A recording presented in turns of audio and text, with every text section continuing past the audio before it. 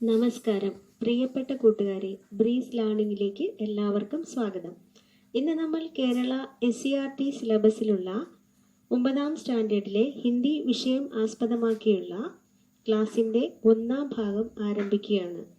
ഇക്കായ് ഏക്ക്, അതായത് 1ാം അധ്യായത്തിലെ നമുക്ക് പഠിക്കാനുള്ളത് ഏതെല്ലാം ലെസൺസ് ആണെന്ന് നമുക്ക് നോക്കാം.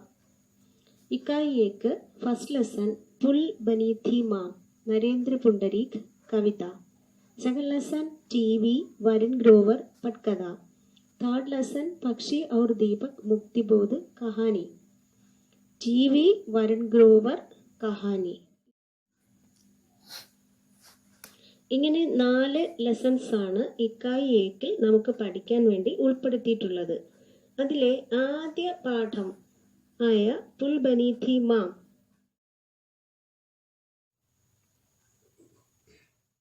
എന്ന പാഠഭാഗമാണ് നമ്മൾ ഇനി പഠിക്കുവാൻ പോകുന്നത്. പുൽ ബനി थी माँ എന്ന ഈ കവിതയിൽ ശ്രീ നരേന്ദ്ര പുണ്ടരീക് എന്താണ് ഉദ്ദേശിക്കുന്നത് എന്ന് നമുക്ക് നോക്കാം. സ്നേഹവും വാത്സല്യവും കരുതലും കൊടുത്ത് മക്കളെ വളർത്തിയ അമ്മ പ്രായമായപ്പോൾ അവരുടെ സംരക്ഷണത്തിലാകുന്നു.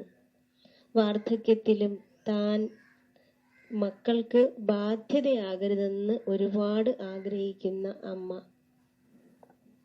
ആ ഒരു അമ്മയെയും ആ അമ്മയെ നഷ്ടപ്പെട്ടപ്പോൾ നിരാലംബരായി തീർന്ന, അതായത് ആരും ഇല്ലാതായി തീർന്ന മക്കളെയും കുറിച്ചുള്ളതാണ് ഈ കവിത നമ്മൾ പഠിക്കാൻ പോകുന്നത്. നമുക്ക് ഇനി നരേന്ദ്ര പുണ്ടരീകിനെ കുറിച്ച് പഠിക്കാം. നമുക്ക് ആദ്യം പാഠഭാഗത്തിലെ നരേന്ദ്ര പുണ്ടരീകിനെ പറ്റിയുള്ള വിവരങ്ങൾ വായിക്കാം. 15 जनवरी 1958 को उत्तर प्रदेश के बांदा में जन्म. समकालीन हिंदी कविता के महत्वपूर्ण कवियों में से एक. आलोचना एवं संपादन के क्षेत्र में सक्रिय. प्रमुख कविता संकलन नंगे पाव का रास्ता, सातों आकाशों की लाडली, इन्हें देखने दो इतनी सी दुनिया, इस पृथ्वी की विराटता में. नरेंद्र पुंडरीक 15 जनवरी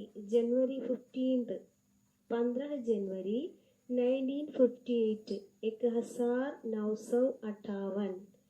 1958 को उत्तर प्रदेश के बांदा में जन्म. നമുക്ക് മലയാളം നോക്കിയാലോ. 1958 ജനുവരി 15 ഉത്തർപ്രദേശിലെ ബാന്ദായിൽ അദ്ദേഹം ജനിച്ചു. Next sentence.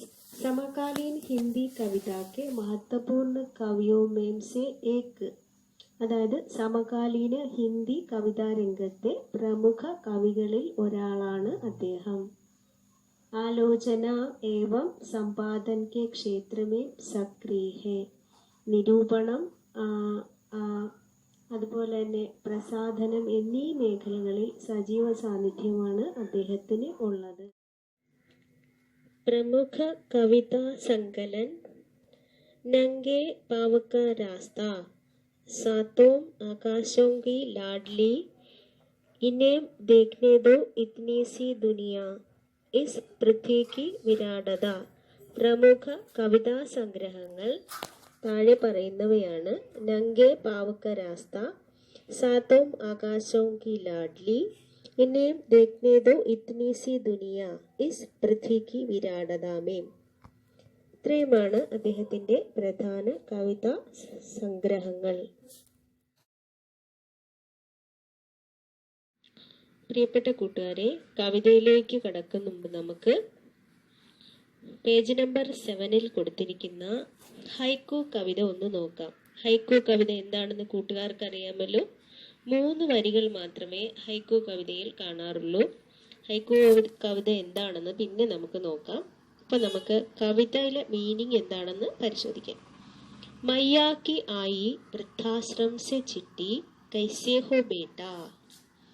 मैया की आई वृद्धाश्रम से चिट्ठी कैसे हो बेटा. അമ്മയുടെ കത്ത് വന്നു അമ്മതൻ കത്ത്.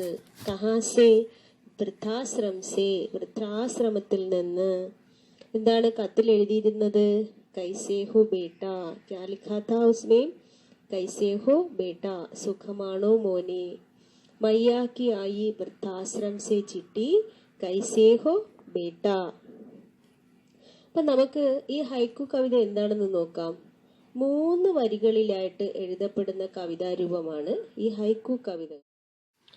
നമ്മൾ ഇപ്പോൾ നോക്കിയ ഈ ഹൈക്കു കവിതയിൽ ഒരമ്മയുടെ മനസ്സ് വളരെ വ്യക്തമാണ്, അല്ലേ കൂട്ടുകാരെ?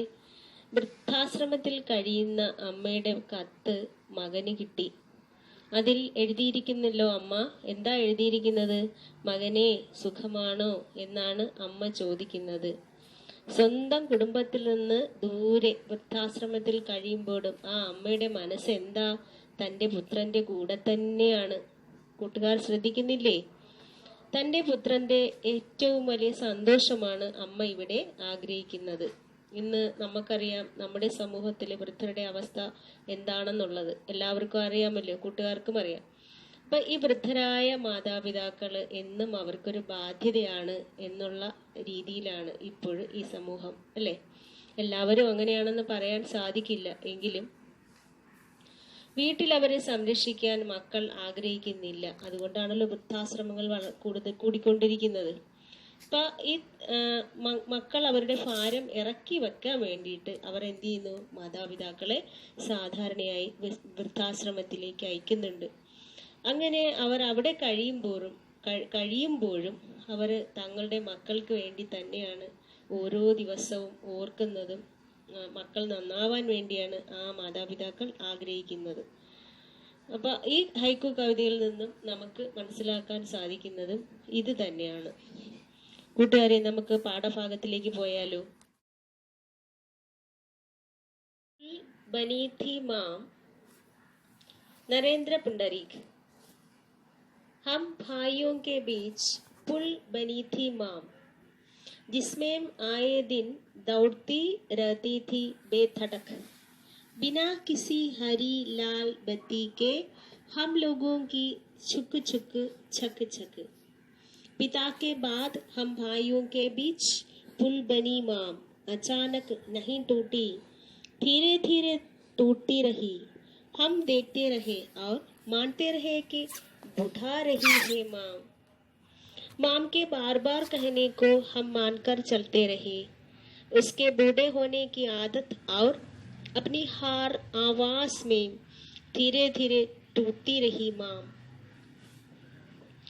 हाथों हाथ रहती माम एक दिन हमारे कंधों में आ गई. धीरे धीरे महसूस करने लगे हम अपने वृषभ कंधों में माम का भारी होना. जब तक जीवित रही माम हम बदलते रहे अपने कंधे. माम आखिर माम ही तो है. बार बार हमें कंधे बदलते देख हमारे कंधों से उतर गई माम, और माम के कंधों से उतरते ही उतर गए हमारे कंधे.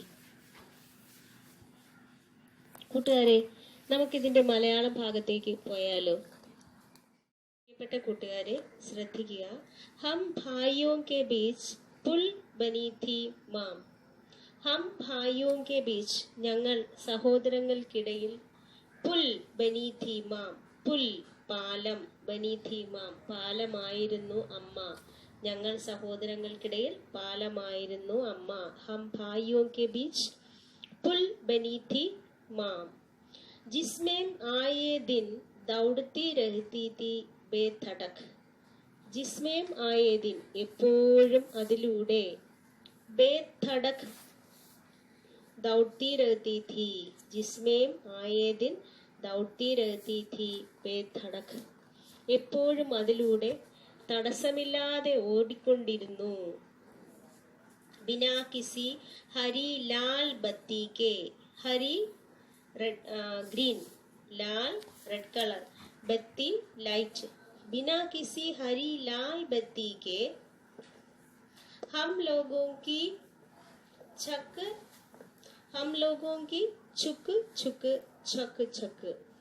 ചുവപ്പും പച്ചയും വിളക്കുകളൊന്നുമില്ലാതെ തന്നെ ഞങ്ങളുടേതായ തീവണ്ടി. ചുവപ്പും പച്ചയും വിളക്കുകളൊന്നുമില്ലാതെ തന്നെ ഞങ്ങളുടേതായ തീവണ്ടി. ബിനാ കിസി ഹരി ലാൽ ബത്തിക്ക് ഹം ലോഗോं की ചുക്ക് ചുക്ക് ചക്ക് ചക്ക്. पिता के बाद हम भाइयों के बीच पुल बनी माम. പിതാക്കെ ബാദ് പിതാവിന് ശേഷം അച്ഛന് ശേഷം ഞങ്ങൾ സഹോദരങ്ങൾക്കിടയിൽ ഹം ഭായിയോ കെ ബീച്ച് ഞങ്ങൾ സഹോദരങ്ങൾക്കിടയിൽ പുൽ ബനി മാം പാലമായിരുന്നു അമ്മ. അചാനക് നഹീൻ ടൂട്ടി. അചാനക് മീൻസ് പെട്ടെന്ന് തകർന്നില്ല. അചാനക് നഹീൻ ടൂട്ടി. ധീരെ ധീരെ ടൂട്ടി രഹി. പയ്യെ ക്ഷീണിച്ചു വന്നു അമ്മ. ഹം ദേഖ്തേ രഹേ ഔർ മാൻതേ രഹേ കി ബൂഢാ രഹി ഹേ മാം. പെട്ടെന്നല്ല അമ്മ തകർന്നത്, പയ്യെയാണ് അമ്മ ക്ഷീണിച്ചു വന്നത്.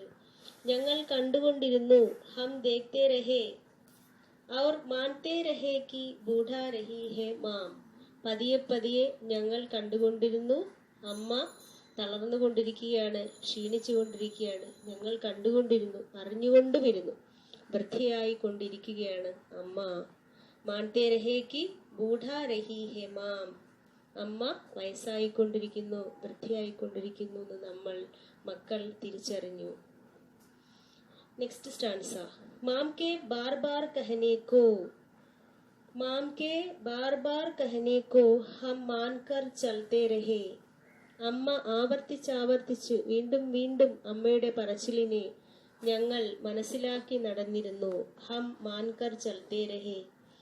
ഉസ്കെ ബൂഢേ ഹോനെ കി ആദത് ഔർ അപ്നി ഹർ ആവാസ് മേം ധീരെ ധീരെ ടൂട്ടി രഹി മാം. അമ്മയുടെ ആവർത്തിച്ചുള്ള പറച്ചിലിനെ ഞങ്ങൾ മനസ്സിലാക്കി നടന്നിരുന്നു. എന്നാലും വയസ്സാകുമ്പോഴത്തെ അമ്മയുടെ സ്വഭാവവും ഓരോ ശബ്ദത്തിലും പതിയെ ക്ഷീണിതയായിക്കൊണ്ടിരിക്കുന്നു നമ്മുടെ അമ്മ.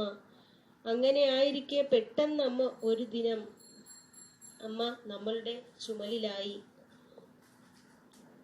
उसके बूढ़े होने की आदत और अपनी हर आवाज में धीरे धीरे टूटती रही माम. हाथों हाथ रहती माम एक दिन हमारे कंधों में आ गई. हाथों हाथ रहती माम एक दिन हमारे कंधों में आ गई.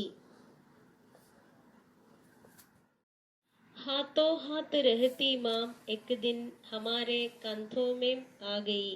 അങ്ങനെ പെട്ടെന്ന് നമ്മുടെ അമ്മ ഒരു ദിനം ഞങ്ങളുടെ ചുമലിലായി. ഹമാരെ കന്ധോമേ ഞങ്ങളുടെ ചുമലിൽ ആഗൈ വന്നു. ഹാത്തോ ഹാത്ത് രഹത്തി മാം എക് ദിൻ ഹമാരെ കന്ധോമേ ആഗൈ. അങ്ങനെ അമ്മ ഒരു ദിനം ഞങ്ങളുടെ ചുമലിലായി, കന്ധോമേ ആഗൈ. ധീരെ ധീരെ മെഹസൂസ് കർണേ ലഗേ. പതിയെ ഞങ്ങൾക്ക് മെഹസൂസ് കർണേ ലഗേ. മെഹസൂസ് കർണ തോന്നി തുടങ്ങുക. മെഹസൂസ് കർണേ ലഗേ ഹം അപ്നെ വൃഷഭ് കന്ധോമേ. വൃഷഭ് കന്ധ ശക്തമായ തോള്. വൃഷഭ് കന്ധ ശക്തമായ തോളിൽ. മാം കാ ഫാരി ഹോന അമ്മ ഒരു ഭാരമായി നമുക്ക് തോന്നി. പയ്യെ ഞങ്ങൾക്ക് തോന്നി തുടങ്ങി ഞങ്ങളുടെ ശക്തമായ തോളിൽ ഞങ്ങളുടെ അമ്മ ഒരു ഭാരമാണെന്ന്. ധീരെ ധീരെ മെഹസൂസ് കർണേ ലഗേ ഹം അപ്നെ വൃഷഭ് കന്ധോമേ മാം കാ ഫാരി ഹോന. അമ്മ ഭാരമായി നമുക്ക് തോന്നി തുടങ്ങി. നമ്മുടെ സശക്തമായ തോളിൽ പോലും, ശക്തി ഉള്ള തോളിൽ. കന്ധോമേം ഹമാരി മാം ഹമേ ഫാരി ഹോനെ ലഗാ. Next stanza. ജബ് തക് ജീവിത് രഹി മാം. जब तक जीवित रही माम हम बदलते रहे अपने कंधे. जब तक जीवित रही माम हम बदलते रहे अपने कंधे. അമ്മ ജീവിച്ചിരിക്കുവോളം ഞങ്ങൾ ഹം ബദൽത്തെ രഹേ അപ്നെ കന്ധേ. നമ്മൾ നമ്മുടെ തോളുകൾ മാറിക്കൊണ്ടേയിരുന്നു. हम बदलते रहे अपने कंधे. മാം ആഖിർ മാം ഹി തോ ഹേ. അമ്മ തന്നെയാണല്ലോ, അമ്മ തന്നെയല്ലേ. മാം ആഖിർ മാം ഹി തോ ഹേ. Bar bar ഹമേ കന്ധേ ബദൽത്തെ ദേഖ്. ഒരുപാട് തവണ നമ്മൾ തുടർച്ചയായി ഒരുപാട് പ്രാവശ്യം നമ്മൾ ചുമലുകൾ മാറുന്നത് കണ്ടിട്ട്, ബാർ ബാർ ഹമേ കന്ധേ ബദൽത്തെ ദേഖ്, ഒരുപാട് തവണ നമ്മൾ തോളുകൾ അങ്ങോട്ടും ഇങ്ങോട്ടും മാറുന്നത് കണ്ടിട്ട്, അമ്മയുടെ ഭാരം അങ്ങോട്ടും ഇങ്ങോട്ടും ഏൽപ്പിക്കുന്നത് കണ്ടിട്ട്, ബദൽത്തെ ദേഖ് ഹമാരെ കന്ധോം സേ ഉതർ ഗയി മാം, ഹമാരെ കന്ധോം സേ ഉതർ ഗയി മാം, അമ്മ ഞങ്ങളുടെ ചുമലിൽ നിന്ന്, അല്ലെങ്കിൽ കന്ധോസെ ഉതർ ഗയി മാം, ചുമലിൽ നിന്ന് ഇറങ്ങി അമ്മ, അമ്മ ഞങ്ങളുടെ ചുമലിൽ നിന്ന് അഥവാ തോളിൽ നിന്ന് ഇറങ്ങി. ഹമാരെ കന്ധോസെ ഉതർ ഗയി മാം. അർത്ഥാത് മാം മർ ഗയി, അതായത് അമ്മ മരണപ്പെട്ടു. ഹമാരെ കന്ധോസെ ഉതർ ഗയി മാം, അർത്ഥാത് മാം മർ ഗയി, അതായത് അമ്മ മരണപ്പെട്ടു. और माम के कंधों से उतरते ही उतर गए हमारे कंधे, അമ്മ ഞങ്ങളുടെ തോളുകളിൽ നിന്ന് ഇറങ്ങിയ ഉടനെ ഞങ്ങളും ദുർബലരായി. और माम के कंधों से उतरते ही उतर गए हमारे कंधे, അമ്മ ഞങ്ങളുടെ ചുമലിൽ നിന്നും അഥവാ തോളിൽ നിന്നും ഇറങ്ങിയ ഉടനെ ഞങ്ങളും ദുർബലരായി. माम के मरने के बाद हम भी दुर्बल हो गए. माम के मरने के बाद हम सभी दुर्बल हो गए, अर्थात बेटे बेसहारे हो गए, മക്കളും അതുപോലെ തന്നെ ആശ്രയമില്ലാത്തവരായി മാറി അമ്മയുടെ മരണശേഷം. പ്രിയപ്പെട്ട കൂട്ടുകാരെ, പാഠഭാഗം നന്നായിട്ട് മനസ്സിലായി കാണുമെന്ന് വിചാരിക്കുന്നു. പാഠ്യപുസ്തകಕ್ಕೆ പ്രശ്ന और ഉത്തർ നമുക്ക് അടുത്ത ക്ലാസ്സിൽ നോക്കാം. എല്ലാവർക്കും നമസ്കാരം.